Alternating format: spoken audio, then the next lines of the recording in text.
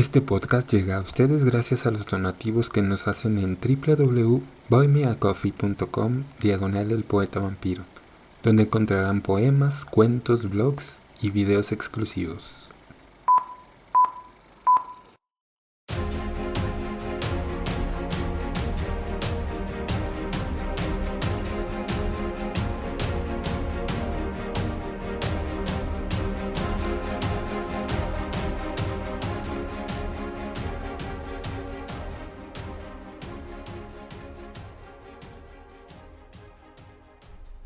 Hola, bienvenidos a este nuevo episodio del podcast, ahora con una nueva biografía de Homero. Y ya está muy gastado, ya está demasiado gastado el chiste de Homero Simpson. Ya, hasta aquí llegamos con ese chiste. No, estoy hablando de Homero, el poeta. En este podcast vamos a ver quién fue Homero, el escritor de la Ilíada y la Odisea. Vamos a ver dónde nació, cómo nació, en qué años. Vamos a ver todos los datos históricos, etc. Así es que espero que estén listos para aburrirse conmigo. No es cierto. Vamos a tratar de hacerlo un poco más divertido. De repente van a escuchar la voz de mi hermana o que golpea. No se asusten, mi hermana tiene síndrome de Down y pues no tengo otra manera de hacer estos podcasts. Tengo que hacerlos en casa y pues de repente van a escuchar estos sonidos. Espero que no sean molestos para ustedes. Espero que no les molesten de ninguna manera, y si es así, pues en www.buymeacoffee.com/El Poeta Vampiro, ahí me pueden ayudar para construir mi equipo profesional de audio y que nos escuchen, pero pues solamente si les molesta. Y si no les molesta, pues muchísimas gracias por comprenderlo, muchísimas gracias pues por ser parte de mi vida, por ser parte de esta historia. Y pues aunque no les moleste, pues les voy a agradecer muchísimo sus donaciones, porque pues gracias a esas donaciones es con lo que puedo sostenerme, tanto para ayudar a mi hermana como para ayudarme a mí, como para seguir haciendo estos podcasts y que no tenga pues ningún problema con ello, ¿verdad? Pero bueno, vamos a comenzar. ¿Quién fue Homero? ¿Quién es Homero? Homero es el nombre dado a Laedo, a quien tradicionalmente se le atribuye la autoría de los principales poemas épicos griegos, la Ilíada y la Odisea. Desde el periodo helenístico se ha cuestionado que el autor de ambas obras fuera la misma persona. Sin embargo, antes no solo existían estas dudas, sino que la Ilíada y la Odisea eran consideradas relatos históricos reales. La Ilíada y la Odisea son el pilar sobre el que se apoya la épica greco-latina y por ende la literatura occidental. Les voy a ser bien honestos, les voy a ser súper honesto. Estos datos los saqué de Wikipedia. La verdad es que no encontré como una biografía exacta, una biografía extensa, larga, y pues lo estoy haciendo vía Wikipedia, así es que pues todo esto pues es patrocinado por Wikipedia, pero bueno. El nombre de Homeros es una variante jónica del eólico Homaros. Significa que es un rehén, prenda o garantía. Hay una teoría que sostiene que el nombre proviene de una sociedad de poetas llamados Homéridas o Homeridae, que literalmente significa hijos de rehenes, es decir, descendientes de prisioneros de guerra, dado que estos hombres no eran enviados a la guerra al dudarse de su lealtad en el campo de batalla, no morían en él. Por tanto, no había literatura propiamente dicha o escrita. Se les confiaba el trabajo de recordar la poesía épica local y con ella los acontecimientos pasados. También se ha sugerido que lo que podría contener el nombre Homeros es un juego de palabras derivado de la expresión de Orón, que significa el que no ve. En la figura de Homero confluyen realidad y leyenda. La tradición sostenía que Homero era ciego y varios lugares reclamaban ser su lugar de nacimiento. Quíos, Esmirna, Colofón, Atenas, Argos, Rodas, Salaminas, Pilos, Cumas e Ítaca.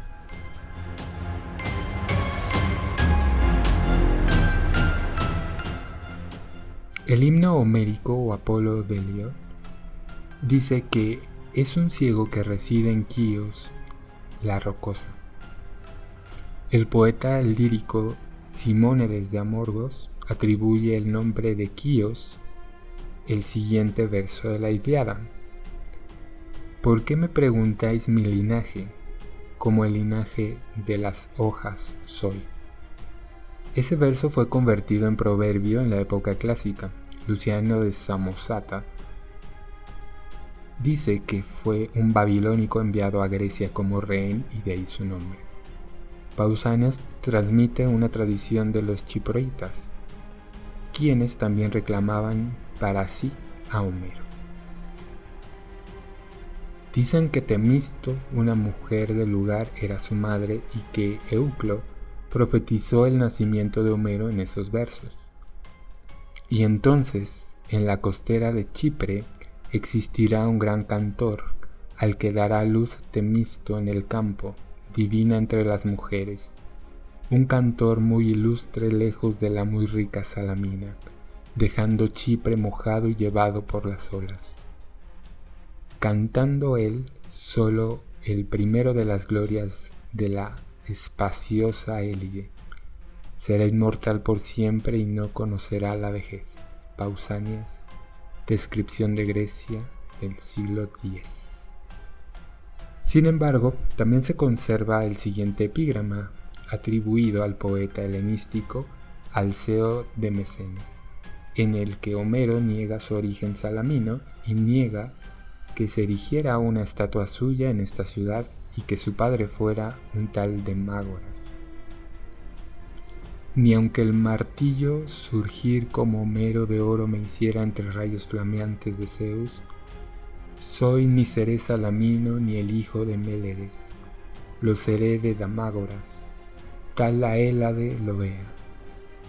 Con otro poeta probad, y mis versos vosotros a los helenos, musas y quíos, cantadlos. Alceo de Mesene. Hay una tradición acerca del lugar donde murió Homero, atestiguada al menos desde el siglo V a.C., de que se produjo en la isla de los Pausanias. Recoge esta tradición y habla sobre la estatua de Homero que vio y un oráculo que leyó en el templo de Apolo de Delfos. Puedes ver también en el pronaos del templo de Apolo de Delfos una estatua de bronce de Homero sobre una estela, y en ella leerás el oráculo que dice que tuvo Homero: dichoso e infortunado, pues naciste para cambiar las cosas. Buscas una patria, tienes una tierra natal, pero no una patria. La isla de Íos es la patria de tu madre, y que cuando mueras te recibirá, pero vigila el enigma de los jóvenes muchachos. Pausanias. Además señala que los de Íos enseñan también un sepulcro de Homero en la isla y en otro lugar uno de Clímene, y dicen que Clímene era la madre de Homero. Y por último, un geógrafo Lido revela que no le agrada escribir sobre la época en que vivieron Homero y Hesíodo. Sobre la época de Hesíodo y de Homero he indagado cuidadosamente y no me es agradable escribir sobre ello, porque conozco el afán de censura de otros, sobre todo de los que en mi tiempo se ocupan de la composición de poemas épicos.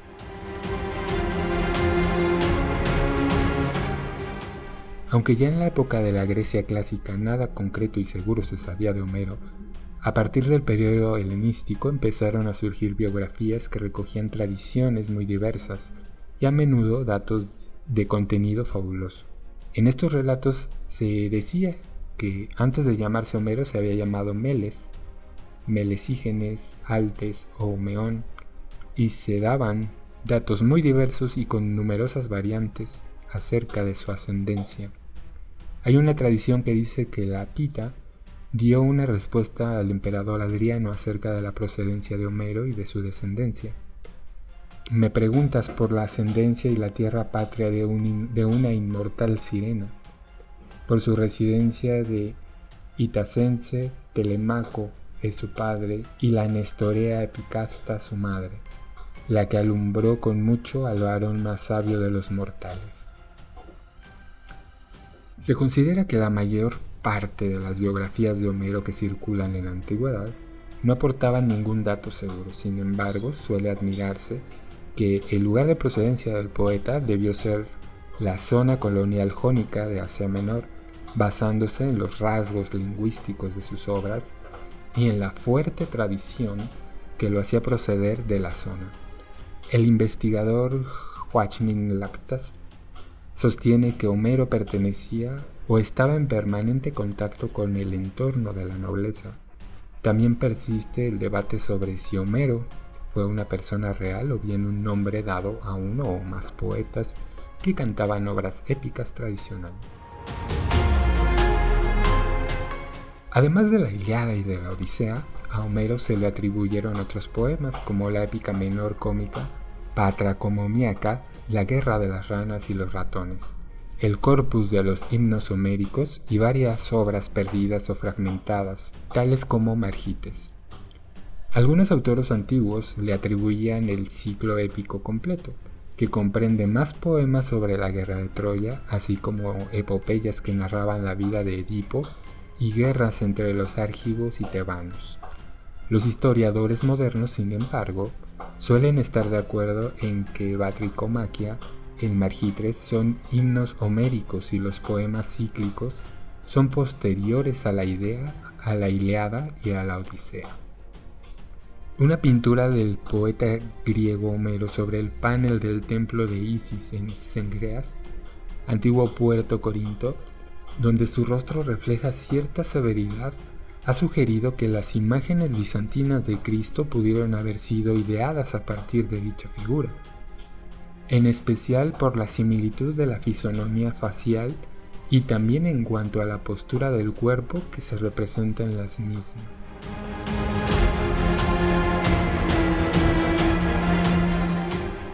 La mayor parte de la tradición sostenía que Homero había sido el primer poeta de la antigua Grecia. Heródoto, que cita varios pasajes de la Ilíada y de la Odisea, dice que Homero vivió 400 años antes que él, lo que situaría al poeta en torno al siglo IX a.C. Por otra parte, Helánico de Lesbos dijo que Homero había sido contemporáneo de la guerra de Troya, y Eratóstenes sostenía que debió vivir un siglo después. Otros autores antiguos consideran que Homero era contemporáneo de Licurgo o de Arquiloco. También en la antigüedad se discutía acerca de la relación cronológica entre Homero y Hesíodo. Genófanes y Filocoro pertenecían al grupo de los autores que situaban a Homero con anterioridad a Hesíodo.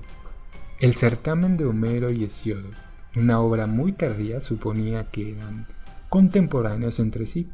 En cambio, Éforo, Lucio Acio y Crónica de Paros decían que Hesíodo había sido anterior. Con anterioridad a Heródoto, hubo autores que citaron a Homero, Heráclito, Teágenes de Regio, Píndaro, Sémones, Genófanes. Además, Heródoto recoge la noticia de que el tirano Clístenes había prohibido a los rapsodas competir en Sición a causa de los poemas homéricos, pues estos celebraban continuamente a Argos y a los argivos. Sin embargo, esta última alusión es posible que se refiera al ciclo tebano y no a la Ilíada ni a la Odisea.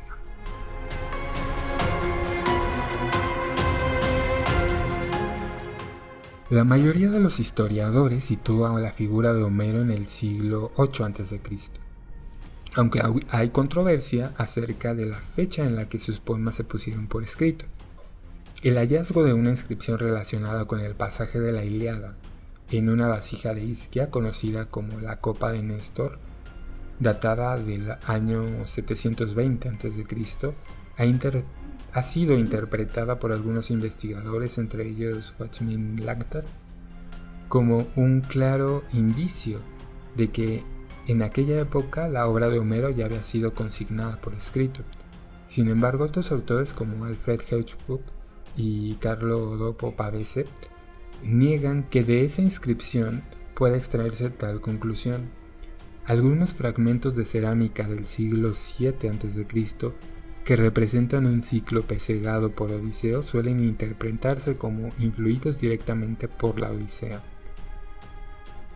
Hay otras obras de poesía arcaica que han sido interpretadas como influidas por Homero, como un poema de Alceo de Mitilene que alude a la cólera de Aquiles y un poema de Estesícoro en el que Helena se dirige a Telemaco para anunciarle que Atenea ha dispuesto su regreso.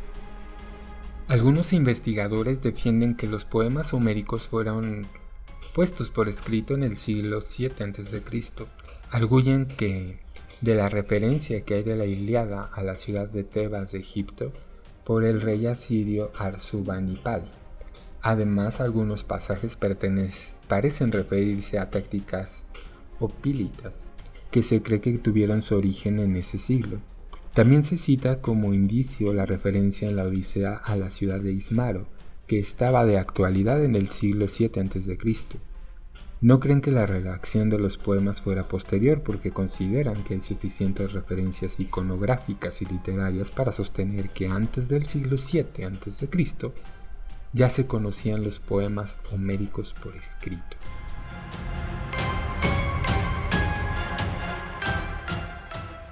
Hay una corriente de investigadores que sostiene, en cambio, la hipótesis de que los poemas homéricos que se pusieron por escritos a partir del siglo VI a.C.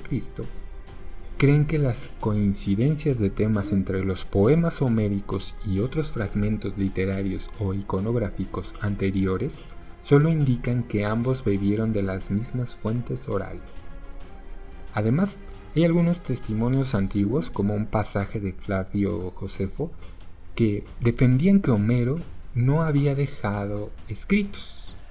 Ya a finales del siglo XVIII, aproximadamente, algunos historiadores como Friedrich August Wolff consideraban que la primera redacción escrita de los poemas homéricos había sido en la época de Pisístrato, tirano de Atenas.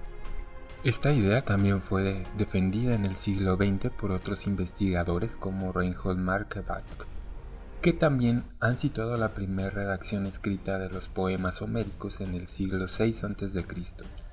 Esta postura es criticada por los defensores de la redacción escrita de los poemas en el siglo VII, puesto que creen que supone confundir la composición escrita de los poemas con una manipulación que sufrieron al ser puestos por escrito en la época de Pisístrato, en contra de las tesis de Wolff, ya que se manifestó Ulrich von Willeritz en un estudio realizado en 1884 en el que señalaba que la versión ateniense de los poemas homéricos se había puesto a las demás.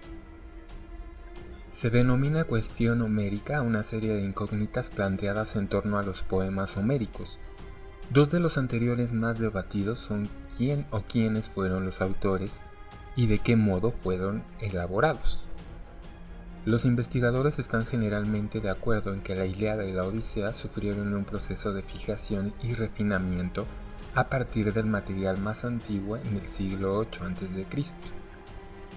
Un papel importante en esta fijación parece que correspondió al tirano ateniense Hiparco, quien reformó la recitación de la poesía homérica en la festividad panatenea. Muchos clasistas sostienen que esta reforma implicó una confección de una versión canónica escrita.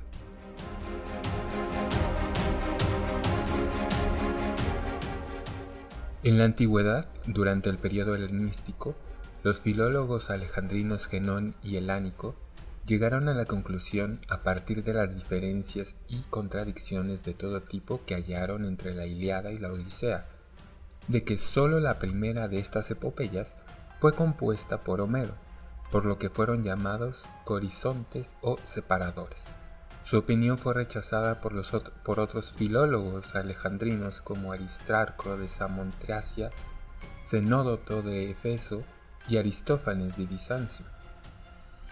En época moderna, la filología homérica ha mantenido diferentes puntos de vista que se han agrupado en distintas tendencias o escuelas. La escuela analítica ha tratado de demostrar la falta de unidad existente en los poemas homéricos. Fue iniciada por el abad François Hedelin en su obra póstuma Conjeturas académicas, publicada en 1715, y sobre todo a partir de la obra Prolegomena ad Homerum en 1795 de Friedrich August Wolff. Los analistas defienden la intervención de varias manos distintas en la elaboración de cada uno de los poemas homéricos, que además serían producto de la recopilación de pequeñas composiciones populares preexistentes. Posteriormente, una escuela denominada neoanalítica ha interpretado los poemas homéricos como resultado de la obra de un poeta a la vez recopilador y creador. Frente a ellos se halla un punto de vista unitario que sostiene que cada uno de los poemas homéricos tiene una concepción global y una inspiración creativa que impide que puedan ser resultado de una compilación de poemas menores. Por otro lado, el investigador clásico Richmond Lattimore escribió un ensayo titulado Homero, ¿quién era ella? Homer, Who was she? Samuel Butler era más específico y consideraba que una joven mujer siciliana habría sido la autora de la Odisea, pero no de la Ilíada, idea con la que especularía Robert Graves en su novela La hija de Homero. Es objeto de debate el modo en que los poemas homéricos fueron elaborados y cuándo podrían haber tomado una forma escrita fija. La mayoría de los clasistas está de acuerdo en que, independientemente de que hubiera un Homero individual o no, los poemas homéricos son el producto de una tradición oral transmitida durante varias generaciones, que era la herencia colectiva de muchos cantantes poetas o aedos. Un análisis de la estructura y el vocabulario de ambas obras muestra que los poemas contienen frases repetidas regularmente, incluyendo la repetición de versos completos. William Parry y Albert Lord señalaron que la tradición oral tan elaborada, ajena a las culturas literarias actuales, es típica de la poesía épica. En una cultura exclusivamente oral, Parry afirmó que los trozos de lenguaje repetitivo fueron heredados por el cantante poeta de sus predecesores y eran útiles para el poeta al componer. Parry llamó fórmulas a estos trozos de lenguaje repetitivo. Sin embargo, hay una serie de investigadores, como Wolfgang Schlagwatt, Vicencio de Benedetto, Keith Stanley y Wolfgang Kuhlmann, que defienden que los poemas homéricos fueron originalmente redactados por escrito. Como argumento señalan la complejidad de la estructura de esos poemas, los reenvíos internos a pasajes que se encuentran situados a considerable distancia y la creatividad en el uso de esas fórmulas. La solución propuesta por algunos autores como Albert Lord y posteriormente Minas Klaffen-Jensen es la hipótesis de la transcripción, en la que un Homero iletrado dicta su poema a un escriba en el siglo VI a.C. o antes. Homeristas más radicales como Georgi Nagy sostienen que un texto canónico de los poemas homéricos como la escritura no existió hasta el período helenístico.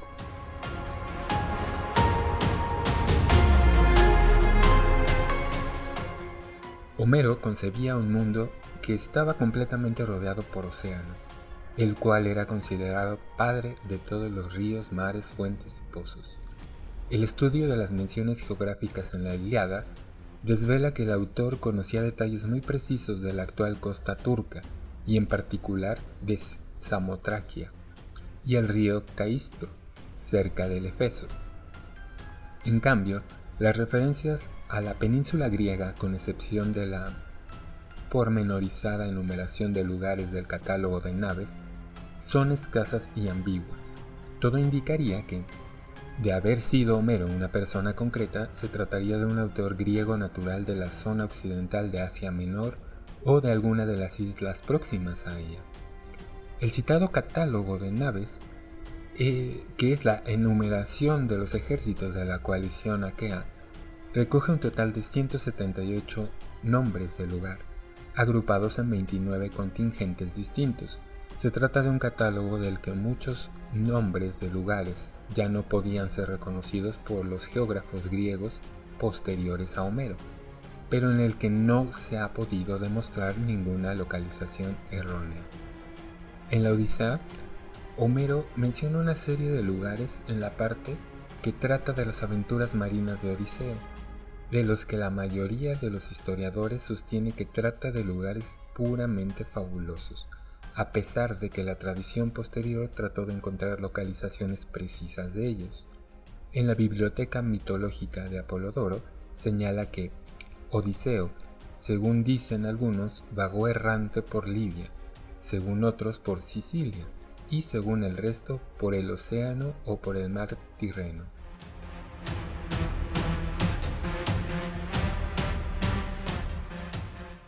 Otro aspecto controvertido de la geografía homérica ha sido la localización de la isla de Ítaca, patria de Odiseo, puesto que algunas de las descripciones de ella que aparecen en la Odisea no parecen corresponderse con la isla de Ítaca actual.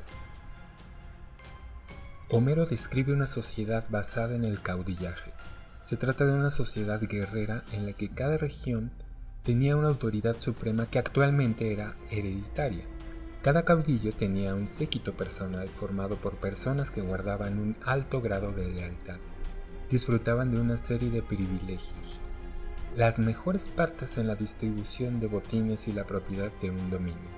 Tenían una única esposa, pero podían tener numerosas concubinas, aunque hay un caso en el que Homero presenta una situación de poligamia, la del rey troyano Priamo. Las decisiones políticas eran discutidas en un consejo formado por el caudillo y los jefes locales y luego eran comunicadas a la asamblea del pueblo. Los caudillos también tenían la función de presidir los sacrificios ofrecidos a los dioses. Homero describe un tribunal de justicia que juzgaba los delitos, aunque a veces las familias de los implicados podían llegar a un acuerdo privado que sirviera como compensación por el delito cometido, incluso en caso de homicidio. En las relaciones exteriores era importante la hospitalidad, que era una relación en la que los caudillos estaban obligados a ofrecerse mutuamente alojamiento y ayuda cuando uno de ellos o un embajador suyo viajara a un territorio del otro. Entre los hombres libres citados se encuentran los getes o siervos, que eran trabajadores libres cuya supervivencia dependía de un escaso salario. También se nombran los demiurgos, que eran profesionales que tenían una función pública tales como artesanos, heraldos, adivinos, médicos y aedos. La esclavitud también era una práctica aceptada en la sociedad descrita por Homero. Los esclavos solían tomarse entre prisioneros de guerra o bien en expediciones de pillaje. Se citan ejemplos de compraventa de esclavos y de personas que ya habían nacido siendo esclavas. Los amos a veces recompensaban a sus esclavos concediéndoles tierras o una casa. Se cita la posibilidad de que una esclava pudiera acabar convirtiéndose en la legítima esposa de su señor. En cuanto a los valores éticos descritos, se incluyen el honrar debidamente a los dioses, respetar a las mujeres, ancianos, mendigos y suplicantes extranjeros y no deshonrar el cadáver de un amigo muerto. La incineración era el uso funerario que aparece en los poemas homéricos. La religión era politeísta. Los dioses tenían características antropomórficas y decidían el destino de los mortales. Se realizaban numerosos ritos tales como sacrificios y plegarias para tratar de conseguir su ayuda y su protección. Aunque se conocía el hierro, las armas en su mayor parte eran de bronce. Homero describe también el uso del carro de guerra como medio de transporte empleado por los caudillos durante las batallas. Desde el siglo VI a.C., Hecateo de Mileto y otros pensadores debatieron acerca del trasfondo histórico de los poemas cantados por Homero. Los comentarios escritos sobre ellos en el periodo helenístico explotaron las inconsistencias textuales de los poemas.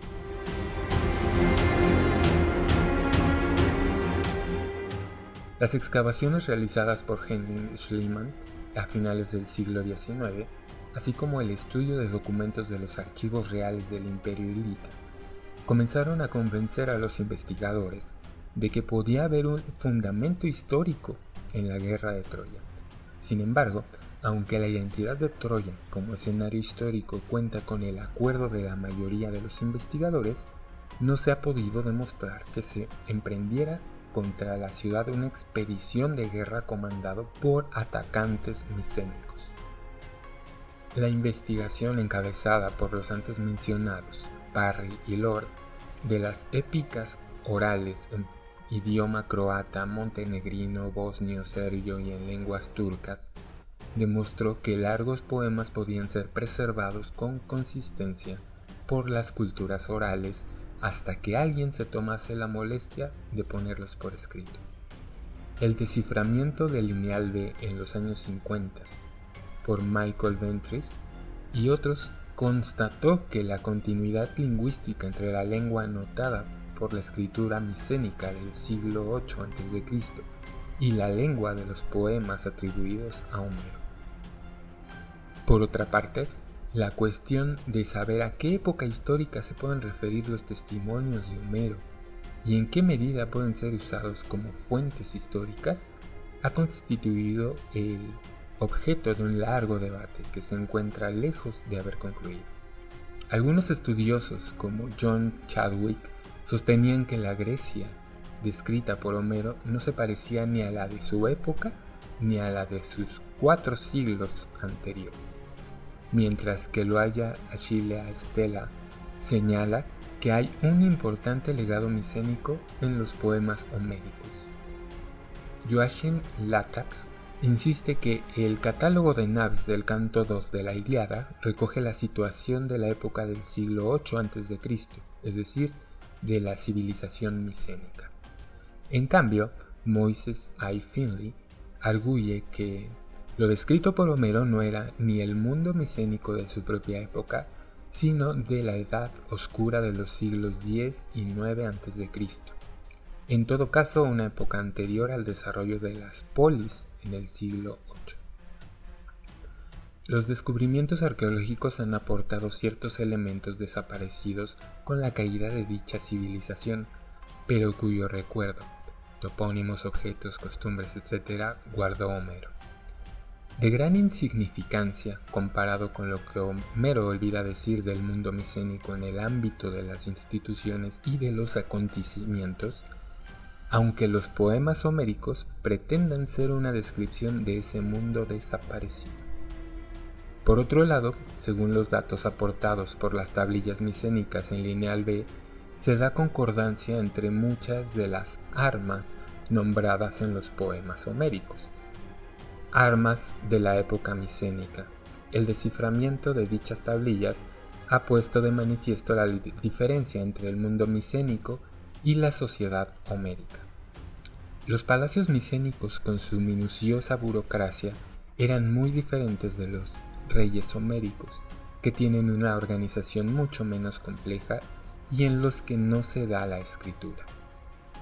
Homero solo alude en una ocasión a los dorios y no nombra la migración griega a Asia Menor durante la Edad Oscura.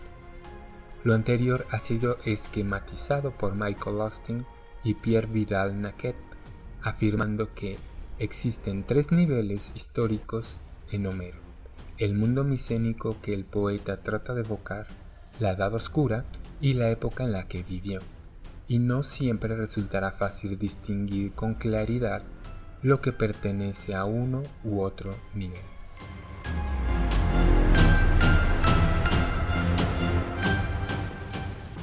Se llama lengua o dialecto homérico a la variante de la lengua griega utilizada en la Ilíada y en la Odisea. adoptada en cierta medida en la tragedia y en la lírica griega posterior. Es un lenguaje únicamente literario, arcaico ya en el siglo VII a.C. y más todavía en el siglo VI a.C. Tal artificialidad se ajustaba a una propuesta fundamental de la epopeya, es decir, la de una ruptura con lo cotidiano. Mucho después de muerto Homero, los autores griegos aún se valían de los homerismos para darles a sus obras un aire de grandeza. Las razones de la utilización de esta lengua obedecen a motivos sociales, ya que estas obras serían dirigidas en principio a un público aristocrático y culto, y a motivos de estilo, ya que el verso hexámetro dactílico con el que se componían los poemas épicos era muy rígido, y se necesitaban variantes de la misma palabra que cupieran en diferentes partes del verso. A veces, la métrica del hexámetro dactílico permite encontrar tanto la forma inicial como explicar ciertos giros. Por ejemplo, en el caso de la diagama, o fonema desaparecido desde el primer milenio a.C., aunque utilizado por Homero en cuestiones de silabación, incluso si no era escrito ni pronunciado, así en el verso 108 del canto 1 de la Ilíada. El empleado concurrente de dos genitivos, el arcaico en oio y el moderno en ou, o incluso dos dativos plurales, que muestran que la Edo podía alternar a su voluntad. Más aún, la lengua homérica combina diferentes dialectos. Se puede descartar los aticismos, transformaciones encontradas cuando se plasmó el texto. Quedaron dos grandes dialectos, el jónico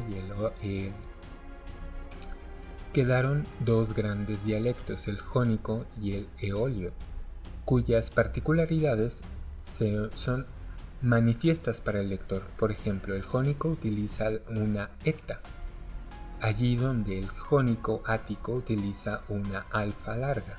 De ahí los nombres Atenea o Ere en lugar de los clásicos Atenea o Era. Esta coexistencia irreducible de los dos dialectos, según la expresión de Pierre Chatrain, puede explicarse de diversas maneras. Composición en eólico, que después pasó al jónico, composición en una región donde ambos dialectos son utilizados por igual, o la libre elección de la Edo, como para la mezcla de formas de épocas diferentes, a menudo causa de la métrica.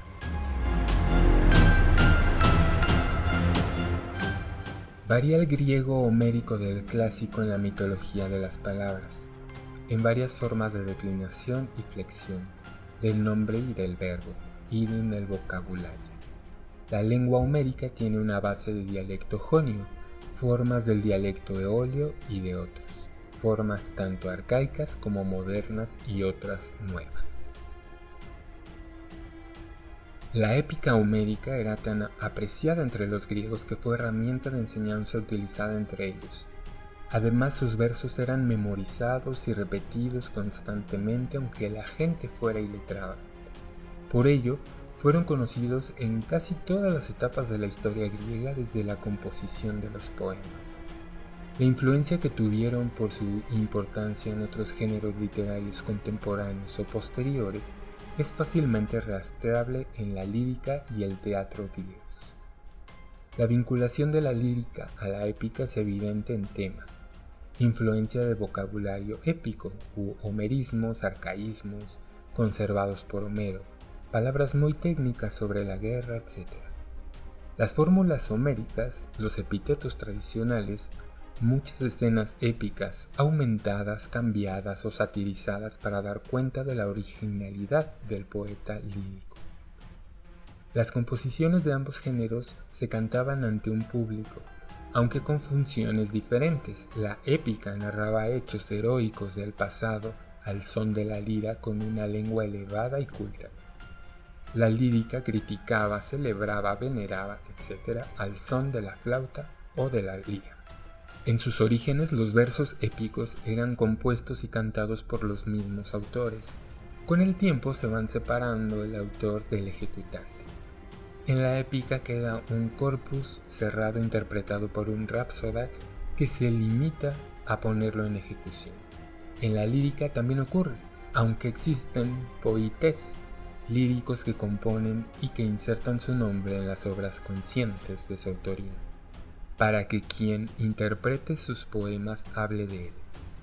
El autor de la épica podía componer lírica, aunque es una circunstancia especial.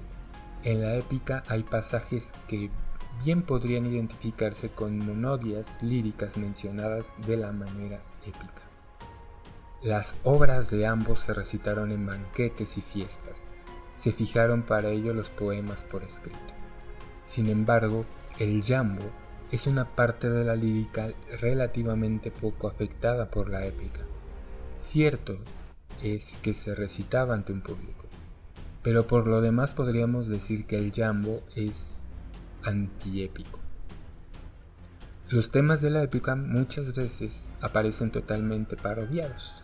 Su lenguaje no es absoluto, elevado, sino completamente contrario, y el autor se manifiesta y da datos de sí mismo. El objetivo del jambo es escarnecer a otra persona y contar historias realistas de personajes absolutamente antiheroicos.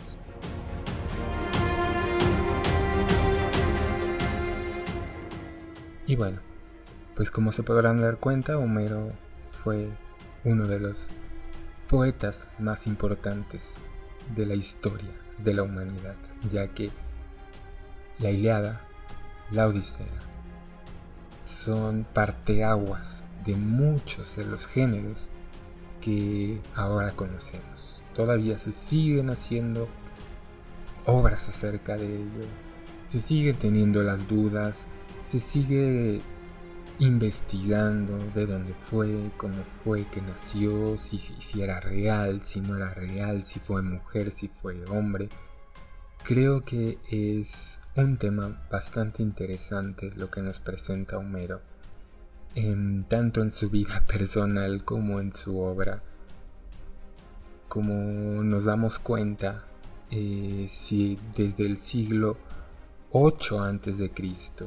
se canta la Odisea, se canta la Ilíada, todavía seguimos inspirándonos en ello, todavía seguimos viendo películas ahora, seguimos viendo obras de teatro.